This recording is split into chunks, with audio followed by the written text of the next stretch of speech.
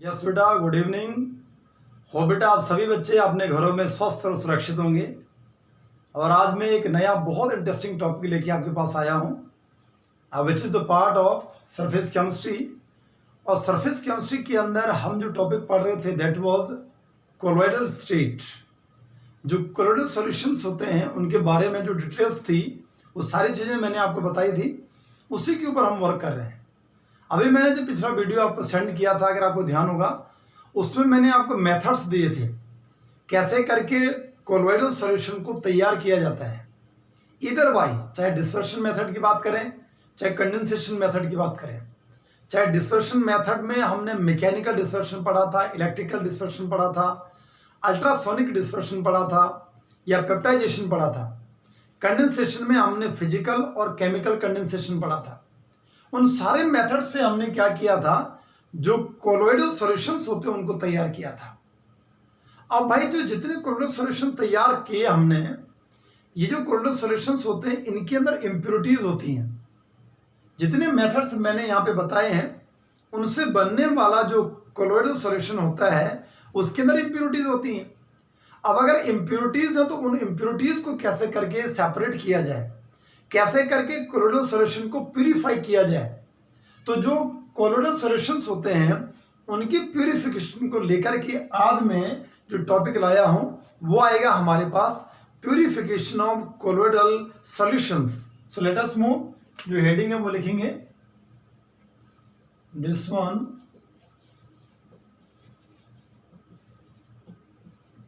Purification of colloidal solution.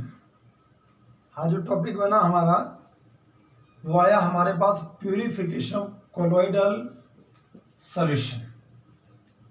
Actually होता क्या है, थोड़ा समझिए आप। हाँ, कि यहाँ जो मेथड्स मैंने आपको बताए हैं कि जिन मेथड से हमने कोलोइडल सॉल्यूशन को तैयार किया, उन मेथड से जब हम इस सॉल्यूशन को तैयार करते हैं तो उसमें बहुत सारी इम्प्योरिटीज आ जाती हैं।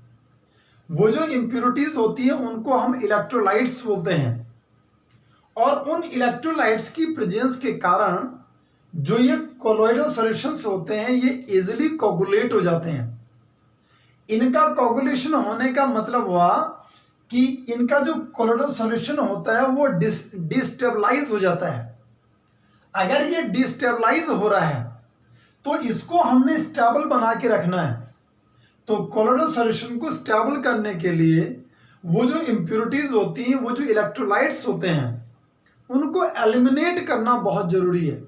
जो कोलोइडल सॉल्यूशन होगा उसमें से इम्प्योरिटीज को एलिमिनेट करना है। और एलिमिनेशन की जो प्रोसेस है उस प्रोसेस की हेल्प से अब हम क्या करते हैं कि जो कोलोइडल सॉल्यूशन होता है उसको प्यूरिफाई करते हैं। Got the concept? क्या बोला गया कि जो इम्प्योरिटीज होती हैं कोलोइडल सॉल्यूशन के अंदर, उन इम्प्योरिटीज को सेपरेट करने की जो प्रोसेस है उसका नाम क्या बोला हमने? This one is called purification of colloidal sol और solution.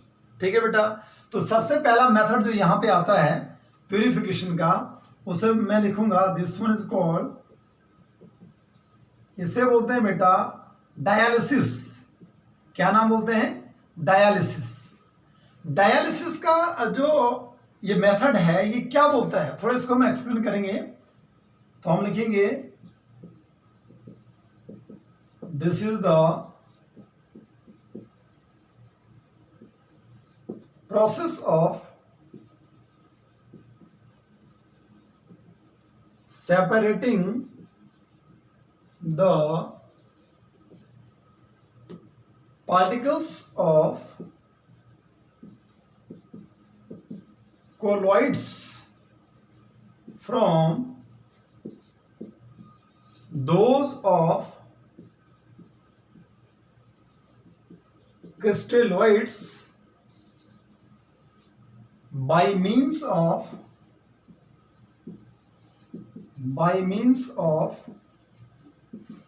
diffusion through a suitable membrane is called dialysis.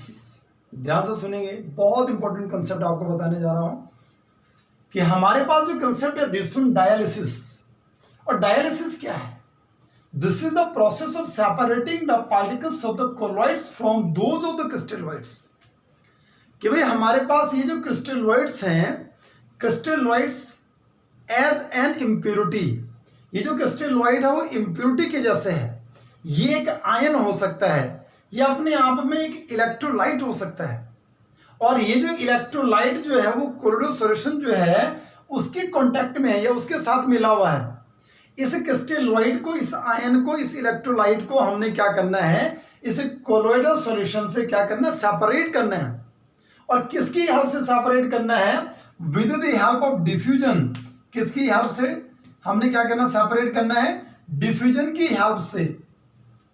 साथ में क्या लेते हैं? With a suitable membrane. किसका यूज किया जाता है? एक सुटेबल मेम्ब्रेन का यूज किया जाता है। And this is the process of separation. ये अपने आप में एक सेपरेशन की प्रोसेस है। मतलब हमारे पास कोलोइडल सॉल्यूशन है, उस कोलोइडल सॉल्यूशन के अंदर क्रिस्टलोइड एक इम्प्योरिटी के जैसा काम कर रहा है। उस इम्प्योरिटी को सेपरेट करना है डिफ्यूजन की हेल्प से, और साथ में क्या लेते हैं, एक सुटेबल मेम्ब्रेन लेते हैं। और वो जो सुटेबल मेम्ब्रेन लेते हैं उसकी हेल्प से क्या करेंगे, हम यहाँ पे इन दोनों को क्या कर देंगे, सेपरेट कर देंगे। कोलोइड हो गया और क्रिस्टलोइड हो गया, इन दोनों को अलग कर देंगे। इसका प्रिंसिपल क्या बोलता है? What is the principle of the dialysis? So let us move towards the principle of the dialysis.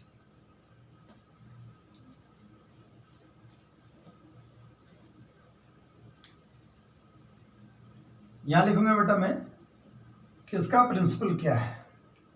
Now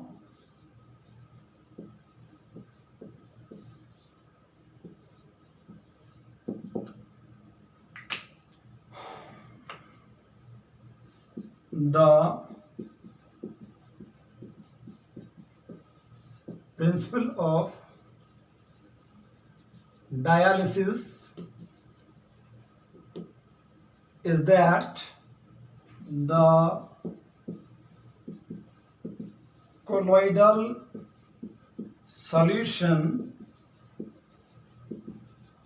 containing impurities, जिसे कि हम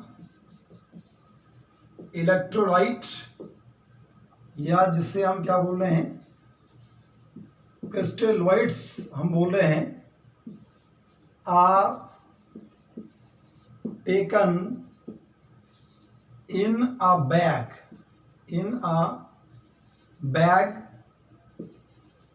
which is made by cellophane or parchment membrane and is suspended into the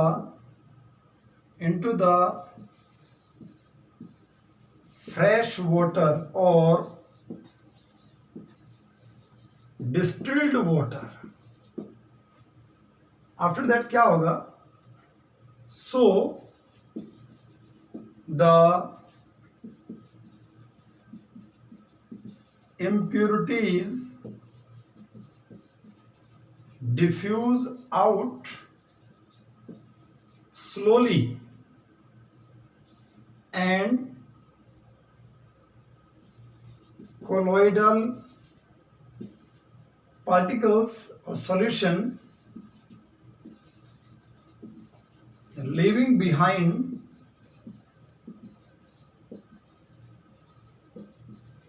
into the bag. ठीक है, आगे लिखेंगे the distilled water, the distilled water is changed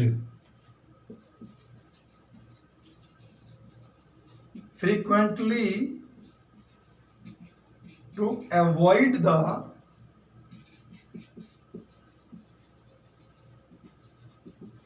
accumulation of crystalloid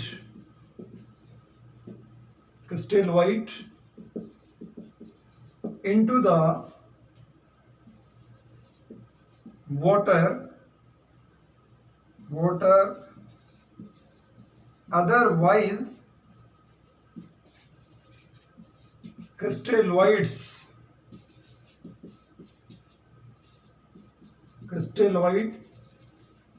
diffusing back into the bag, so that the fresh water or distilled water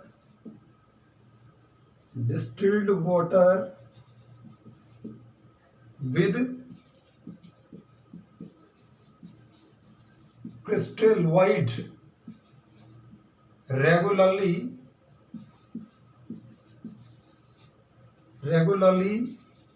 changed. ये बेटा हमारे पास क्या है, this is the principle of this method. क्या बोला गया, principal क्या बोल रहा है कि the principle of this method dialysis is that the colloidal solution containing impurities, जो कोलोइडल सॉल्यूशन है जिसमें इंप्योरिटीज हैं, चाहे वो इलेक्ट्रोलाइट हो सकता है या वो इंप्योरिटी अपने आप में क्रिस्टलोइड हो सकती है, are taken in a bag, एक बैग में लिया जाता है. वो जो बैग होता है उस बैग को मैं यहां पे लिखा होगा, ठीक है, in a bag which is made by cellophane और पार्चमेंट मेम्ब्रेन. इस बैग का एक कंसेप्ट है कि ये बैग क्या करता है कि जो कोलोइडल पार्टिकल्स होते हैं उनको बाहर आने नहीं देता है, केवल जो क्रिस्टलोइड होते हैं इनको पास कर जाता है. ये इसका क्या, इस बैग का जो सेलोफेन मेम्ब्रेन से मिलकर बना है या पार्चमेंट मेम्ब्रेन से मिलकर बना है, ये इसका कैरेक्टर बनता है. क्या कैरेक्टर है कि केवल ये क्रिस्टलोइड को पास करेगा, इलेक्ट्रोलाइट को, जो इलेक्ट्रोलाइट्स होते हैं उनको पास करेगा और जो कोलोइड होते हैं इनको पास होने नहीं देगा. ठीक है, and is suspended into the water. Fresh water में इसे क्या किया जाता है, डिस्टिल्ड वाटर में इसे सस्पेंड किया जाता है उस बैग को. ठीक है, so the impurities diffuse out. जो इम्प्योरिटीज होती हैं वो बाहर निकलती हैं slowly, and colloidal solution living behind into the bag. और जो बैग होता है उस बैग में केवल क्या छूट जाता है, कोलोइडल सॉल्यूशन उसमें छूट जाता है. ठीक है, the distilled water is changed frequently. जो डिस्टिल्ड वाटर रहता है उसको हम रेगुलरली चेंज करते जाते हैं. क्यों करते हैं, टू अवॉइड द एक्यूमुलेशन. क्या एक्यूमुलेट हो जाते हैं वहां पे, उसमें क्रिस्टलोइड आ जाते हैं. अगर क्रिस्टलोइड आएंगे तो क्या होगा, into the bag, into the water में क्या आ जाते हैं, क्रिस्टलोइड आ जाते हैं. अगर भाई हम उनको चेंज नहीं करते हैं डिस्टिल्ड वाटर को, otherwise the crystalloids diffusing back into the bag. अगर मान लो हम उस डिस्टिल्ड वाटर को क्या नहीं करते हैं, सेपरेट नहीं करते हैं, बाहर नहीं ले जाते हैं, तो क्या होगा कि जो क्रिस्टलोइड हो गया, जो वाटर हो गया, उस वाटर डिस्टिल्ड वाटर में क्रिस्टलोइड की कंसंट्रेशन बढ़ जाएगी. और अगर क्रिस्टलोइड की कंसंट्रेशन बढ़ेगी तो जो बैग था उस बैग में जो क्रिस्टलोइड होंगे वो कम हो जाएंगे और बाहर पानी में ज्यादा होगा. अगर हमने उस पानी को सेपरेट नहीं किया, उस क्रिस्टलोइड को हमने बाहर नहीं निकाला, तो वो क्रिस्टलोइड क्या करेगा, डिफ्यूजिंग बैक कर देगा, दोबारा से वो बैग में एंटर कर देगा. तो बैग में जाने से रोकने के लिए, क्रिस्टलोइड को दोबारा डिफ्यूज होने से रोकने के लिए हम क्या करते हैं कि जो क्रिस्टलोइड होता है उस क्रिस्टलोइड को और वो जो हमने वाटर लिया था उसका कॉम्बिनेशन जो होता है उसको हम रेगुलरली क्या करते हैं, बाहर निकाल देते हैं. अब बाहर निकालेंगे और दूसरी तरफ से एक इनलेट लगा रहता है, उस इनलेट की हेल्प से हम रेगुलरली फिर दोबारा फ्रेश वाटर को उसमें इंट्रोड्यूस करते हैं. Got the concept. तो ये था हमारे पास, ये जो हमारे पास डायलिसिस है, इस डायलिसिस का प्रिंसिपल. ठीक है बेटा, अब मैं इसका डायग्राम बनाता हूं. इसका डायग्राम क्या है देखो आप.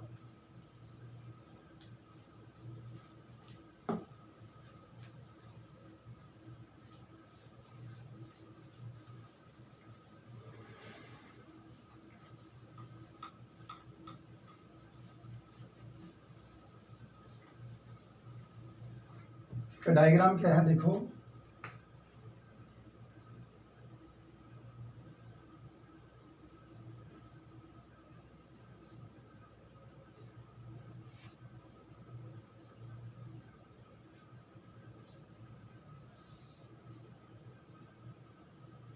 ये ऐसे करके हमने डायग्राम बना दिया। यहाँ हम ऐसा करेंगे, यहाँ से फ्रेश वाटर को इंट्रोड्यूस करेंगे। यहाँ से फ्रेश वाटर दिया हमने,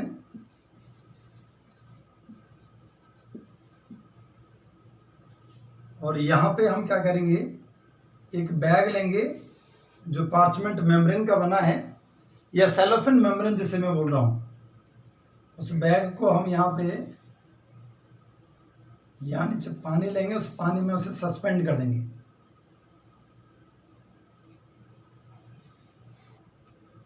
ऐसे करके बैग ले लिया। इसके अंदर हम कोलोइडल सॉल्यूशन को लेंगे। वो जो कोलोइडल सॉल्यूशन है, उस कोलोइडल सॉल्यूशन के अंदर इसमें क्रिस्टलोइड भी है और कोलोइड दोनों के दोनों हैं। हमने इसमें से जो क्रिस्टलोइड है उसको सेपरेट करना है। यहाँ हमने कंटेनर के अंदर इस बैग को हमने सस्पेंड कर दिया है वाटर के अंदर, फ्रेश वाटर के अंदर। दिस वन फ्रेश वाटर, या दिस वन डिस्टिल्ड वाटर, ठीक है। ये लिया हमने। यहां से क्या होगा, इसके अंदर लिया हमने दिस वन कोलोइडल सोल, और साथ में लिखेंगे क्रिस्टलोइड्स। और जब हम इसको यहां लिख देंगे this one parchment membrane, this one parchment और सेलोफेन मेम्ब्रेन, ठीक है बेटा। अब जैसे ही हम क्या करेंगे, अब समझो इसे यहां कि हमने क्या किया, एक पार्चमेंट मेम्ब्रेन से बना हुआ एक बैग लिया। ये बैग है जो कि पार्चमेंट मेम्ब्रेन या सेलोफेन मेम्ब्रेन से मिलकर बना है। इसमें हमने क्या किया, कोलोइडल सॉल्यूशन को लिया जिसके अंदर क्रिस्टलोइड भी है। ये क्रिस्टलोइड किसका काम कर रहा है बेटा, ध्यान से सुनेंगे। ये इम्प्योरिटीज का काम करता है, और इस इम्प्योरिटी को हमने क्या करना, सेपरेट करना है। ध्यान से सुनेंगे आप। अब क्या होगा कि जैसे ही हम इस बैग को इस वाटर में, फ्रेश वाटर में सस्पेंड करेंगे, तो यहां एक प्रोसेस स्टार्ट होगी जिसे बोला जाता है द प्रोसेस ऑफ डिफ्यूजन।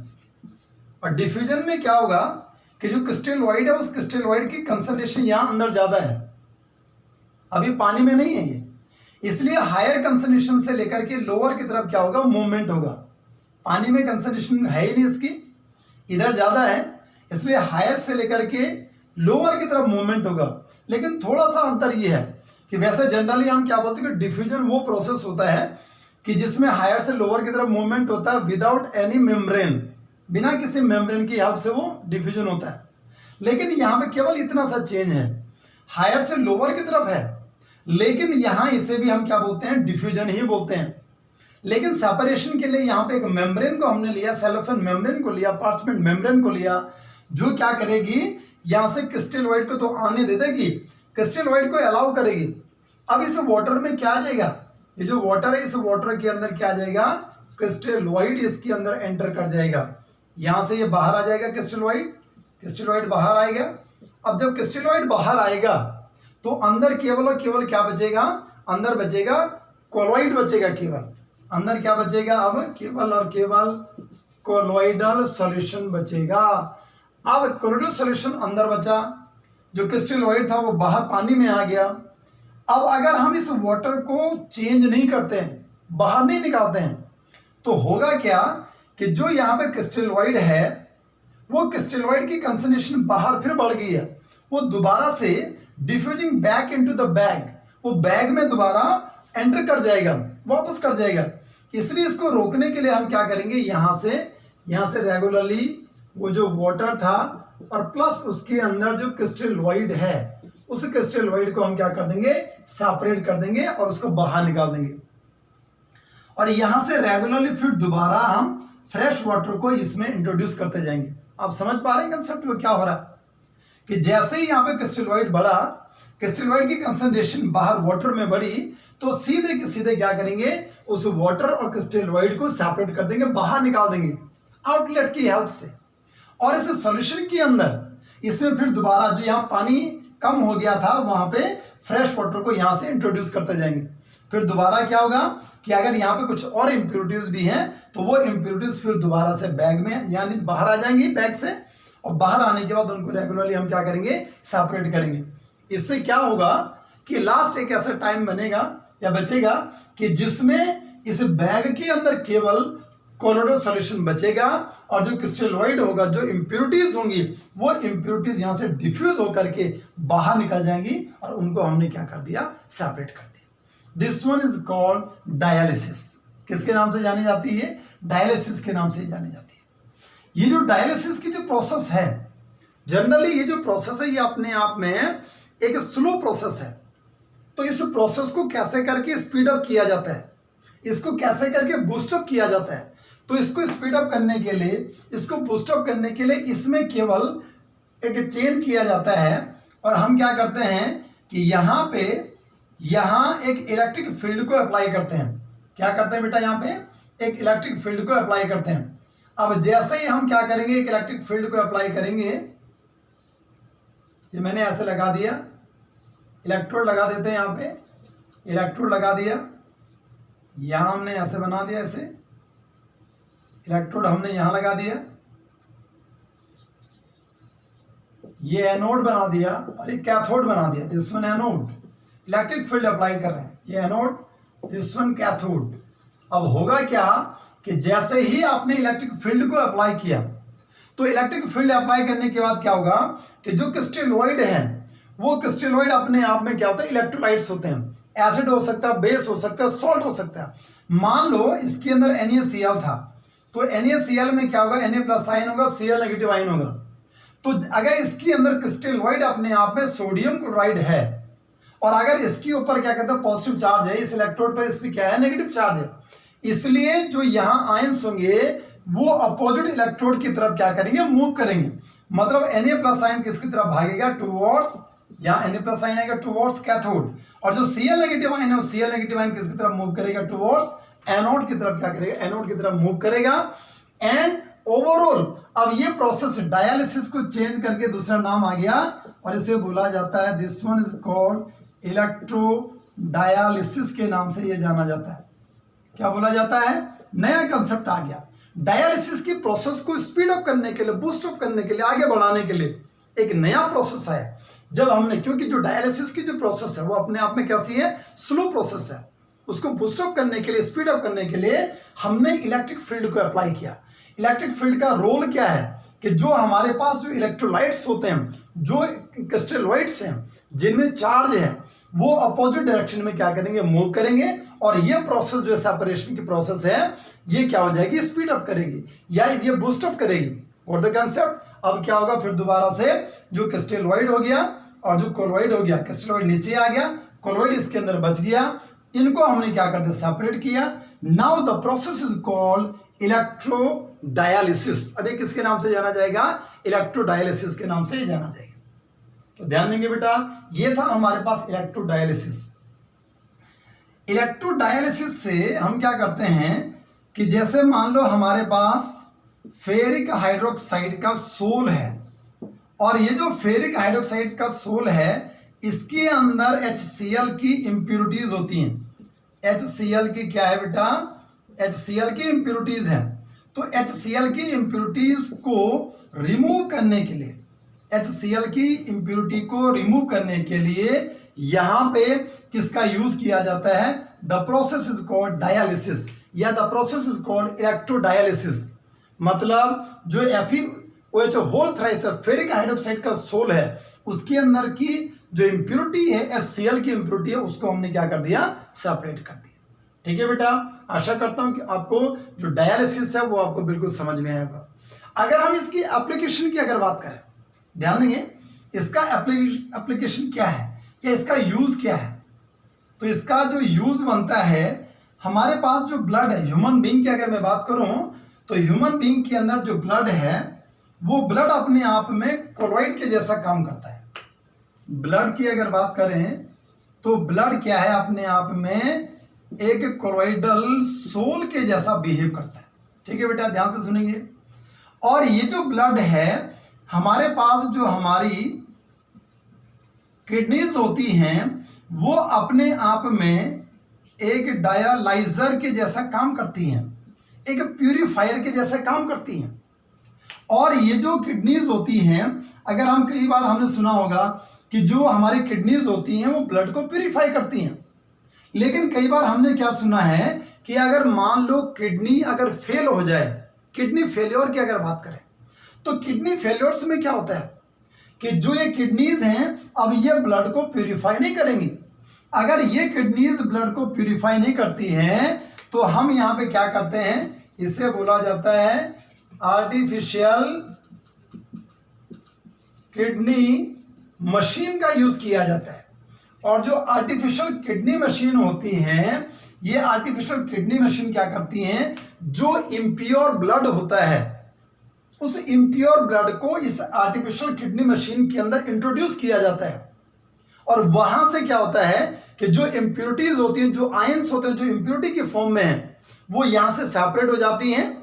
और जैसे मान लो हीमोग्लोबिन की अगर मैं बात करूं तो हीमोग्लोबिन यहां इसके अंदर एंटर नहीं कर पाता। हीमोग्लोबिन जो है, जो मतलब जो इम्प्योरिटी नहीं है, जो इम्प्योरिटीज होती हैं वो आर्टिफिशियल किडनी के थ्रू क्या हो जाती है, बाहर आ जाती हैं।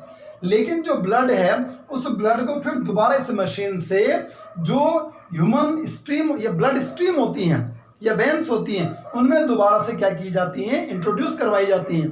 दैट्स वाई जो आर्टिफिशियल किडनी मशीन होती है, अब उससे जब किडनी फेलियर बनता है, इस मशीन की हेल्प से हम इस ब्लड को क्या करते हैं, प्यूरिफाई करते हैं। Got the concept? This is the application of the dialysis. तो ये ओवरऑल प्रोसेस जो था बेटा वो हमारे पास किसका आया, डायलिसिस का आया। नाउ लेट अस मूव, जो सेकंड मेथड बनता है वो कौन सा है, वो मैं लिखता हूं।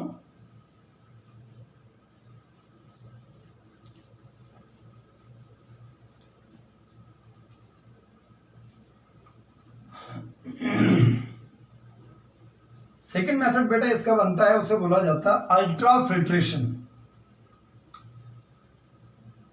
सेकंड मेथड बना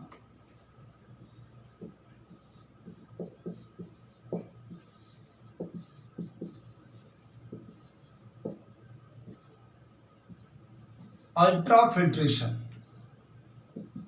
अल्ट्रा फिल्ट्रेशन का या ये मेथड क्या है, इसे लिखूंगा, this is the process of separating the impurities from colloidal solution with the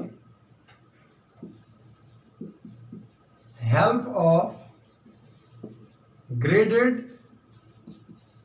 filter paper. ध्यान से सुनेंगे, ये हमारे पास अल्ट्रा फिल्ट्रेशन है। अल्ट्रा फिल्ट्रेशन क्या है, अल्ट्रा फिल्ट्रेशन अपने आप में एक सेपरेशन की प्रोसेस है। इंप्योरिटीज को क्या करना होता है, सेपरेट करना है। कौन सी इंप्योरिटीज, जो इस कोलोइडल सॉल्यूशन के अंदर जो इंप्योरिटीज होती हैं, इनको सेपरेट करने की या इनको सेपरेट करने की जो प्रोसेस है, और किसके द्वारा सेपरेट किया जाता है, with the help of graded filter paper. एक तो फिल्टर पेपर सिंपली होता है ऑर्डिनरी फिल्टर पेपर, एक क्या बोला गया, graded filter paper. What do you mean by graded filter paper? Actual में होता क्या है कि जो ग्रेडेड फिल्टर पेपर होता है उसको अगर मैं डिफाइन करूं, उसके बारे में अगर मैं आपको बताऊं, तो जो ऑर्डिनरी फिल्टर पेपर होता है, ऑर्डिनरी फिल्टर पेपर, ध्यान से सुनिए बेटा, इसके अंदर जो पोर्स होते हैं वो अपने आप में लार्जर साइज के होते हैं। अगर ये पोर जो है लार्जर साइज के हैं, बड़े साइज के हैं, तो ये क्या करेगा, ये क्या अलाउ करेगा, allow both colloidal particles and crystalloid, ये दोनों को अलाउ करेगा। अगर मान लो हमने ऑर्डिनरी फिल्टर पेपर लिया और उस ऑर्डिनरी फिल्टर पेपर में अगर आपने कोलोइडल सॉल्यूशन को लिया जिसमें इम्प्योरिटी है, जिसके अंदर क्रिस्टलोइड है, और अगर आप उस फिल्टर पेपर में अगर आपने क्या किया, इस सॉल्यूशन को उसमें पोर किया, तो भाई यहाँ पे जो ऑर्डिनरी फिल्टर पेपर होता है उसके अंदर जो पोर्स होते हैं उनका जो साइज होता है वो लार्जर साइज होता है। अगर वो लार्जर साइज में है तो वो क्या करेगा कि जो कोलोइडल पार्टिकल्स होंगे और जो क्रिस्टलोइड होंगे ये दोनों के दोनों क्या हो जाएंगे, इस ऑर्डिनरी फिल्टर पेपर को पास करके आगे निकल जाएंगे and we are unable to separate them. इसलिए हम क्या करेंगे कि इन दोनों को सेपरेट नहीं कर पाएंगे।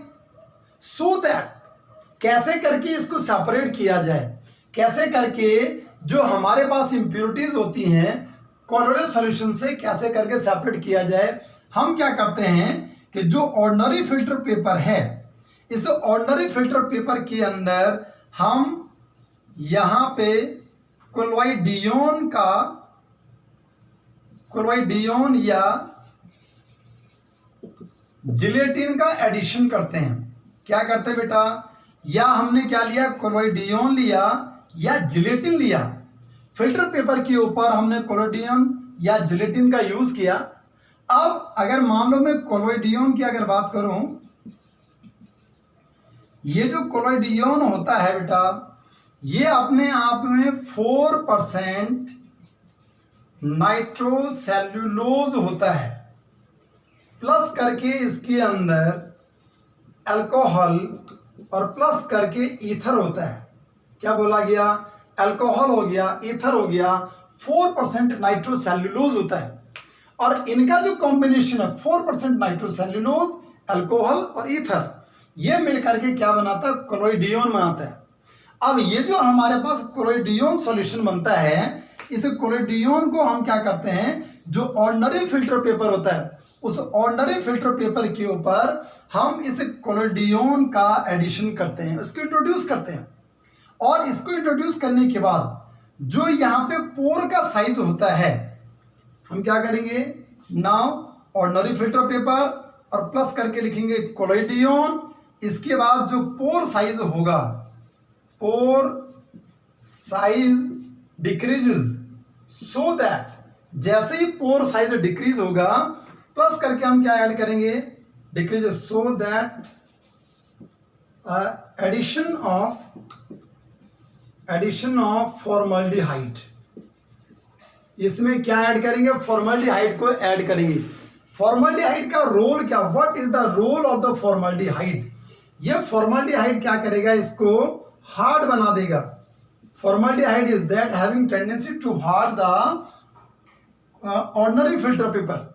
इस ऑर्डिनरी फिल्टर पेपर में जो कोलॉइडियन को हमने डाला, उस कोलॉइडियन के बाद जो पोर का साइज छोटा हो गया, अब ये जो हमारे पास ये लिक्विड की फॉर्म में है, इसको हमने क्या किया, हार्ड कर दिया। किसके द्वारा हार्ड किया, फॉर्मल्डिहाइड के द्वारा हार्ड कर दिया।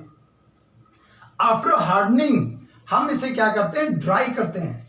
और ड्राई करने के बाद अब हमारे पास जो फिल्टर पेपर बनेगा, उस फिल्टर पेपर को क्या नाम दिया जाता है, अल्ट्रा फिल्टर पेपर। अब जो चीज तैयार हुई उसे नाम दिया अल्ट्रा फिल्टर पेपर। क्या बोल दिया अब हमने बेटा, ultra filter paper. Ultra filter paper वो बना कि जिसमें हमने ऑर्डिनरी फिल्टर पेपर के अंदर का जो पोर का साइज था उस साइज को रिड्यूस कर दिया। कैसे करके, क्योंकि उसमें हमने या तो जिलेटिन को डाला या हमने उसमें कोलॉइडियन को डाला। कोलॉइडियन अपने आप में 4% नाइट्रोसेल्यूलोज, अल्कोहल और ईथर से मिलकर के बना होता है। जैसे उसको हमने डाला तो पोर का साइज छोटा हो जाता है, उसको हम क्या करते हैं, हार्ड करते हैं। हार्ड करने के लिए उसमें फॉर्मल्डिहाइड का एडिशन किया जाता है। और जब हम इतना कर लेते हैं फिर इसको ड्राई करते हैं, और ड्राई करने के बाद अल्ट्रा फिल्टर पेपर को आपने क्या कर दिया, तैयार कर दिया। ये जो अल्ट्रा फिल्टर पेपर आपने तैयार किया, अब इस अल्ट्रा फिल्टर पेपर के ऊपर क्या करेंगे आप, ध्यान से सुनेंगे। कि अल्ट्रा फिल्टर पेपर को लिया जाता है।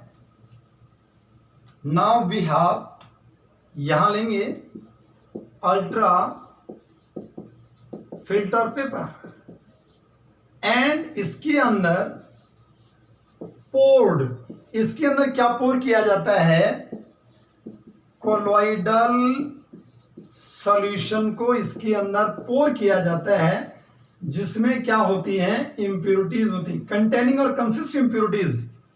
वो कोलोइडल सॉल्यूशन इसके अंदर पोर करते हैं इसके ऊपर, जिसमें क्या होती है, इंप्योरिटीज होती हैं।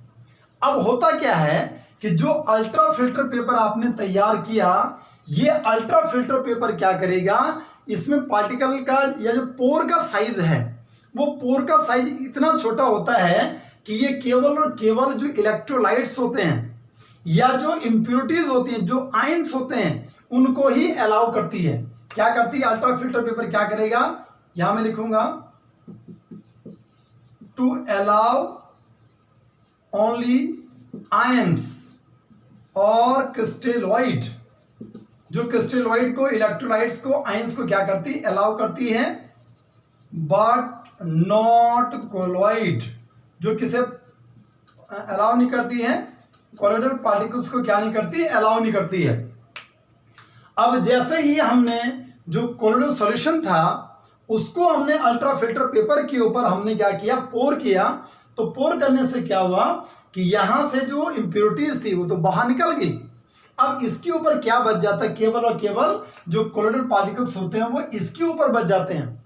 अगेन ये जो कोलोइडल पार्टिकल्स हमारे पास बने, इनके ऊपर क्या, इनको सुटेबल डिस्पर्शन मीडियम में ऐड किया जाता है। और जैसे ही इस कोलोइडल पार्टिकल को आपने, कोलोइडल पार्टिकल्स को आपने डिस्पर्शन मीडियम में आपने क्या किया, ऐड किया, तो ऐड करने के बाद डिस्पर्स किया, तो अब हमारे पास क्या मिलेगा, हमारे पास दिस वन कोलोइडल सॉल्यूशन मिलेगा। लेकिन वो कैसा मिलेगा, दिस वन प्योर, कैसा मिलेगा, प्योर फॉर्म में मिलेगा। ठीक है बेटा, होप सो गुड, आपको समझ में आया होगा कि जैसे ही आपने अल्ट्रा फिल्टर पेपर तैयार किया जिसमें पार्टिकल का साइज इतना है कि वो केवल और केवल क्या करेगा, क्रिस्टलोइड या इंप्योरिटी को पास करवा देगा। पोर का साइज इतना है कि जो केवल और केवल इंप्योरिटी को पास करवाएगा, और जो कोलोइडल पार्टिकल्स होते हैं उनको पास करने नहीं देता है, वो छूट जाते हैं, उसके ऊपर बच जाते हैं, लिविंग बिहाइंड। और जब कोलोइडल पार्टिकल्स को जो बच जाते हैं उनको हम डिस्पर्शन मीडियम में डालते हैं, तो फिर दोबारा से हम क्या तैयार करते हैं, कोलोइडल सॉल्यूशन को तैयार करते हैं, and which is in the pure form. तो ये था बेटा हमारे पास अल्ट्रा फिल्ट्रेशन। हो बेटा, आपको बहुत क्लियरली ये समझ में आया होगा। लेट अस मूव, तीसरा पार्ट इसका बनता है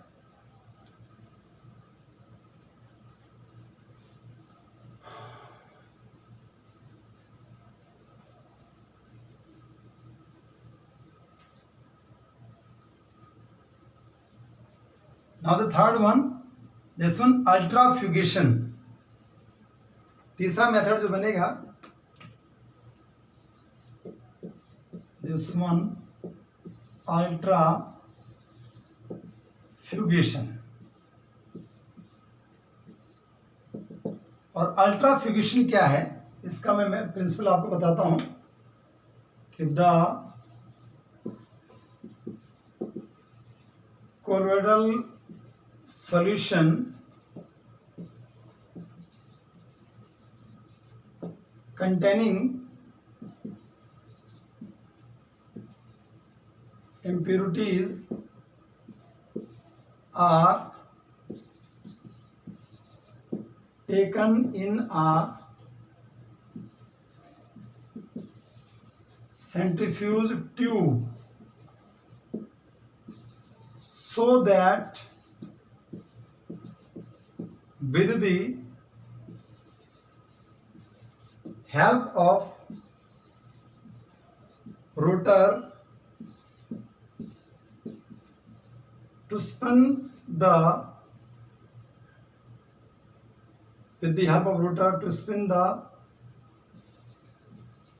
centrifuge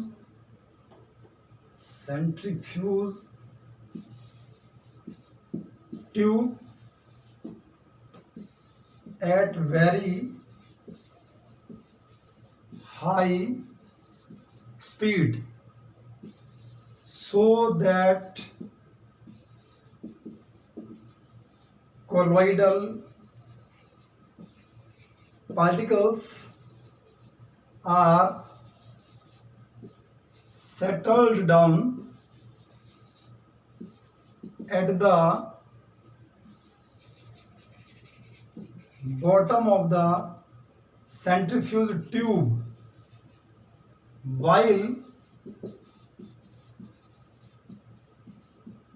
impurities remains in the solution. So the settled particles of colloids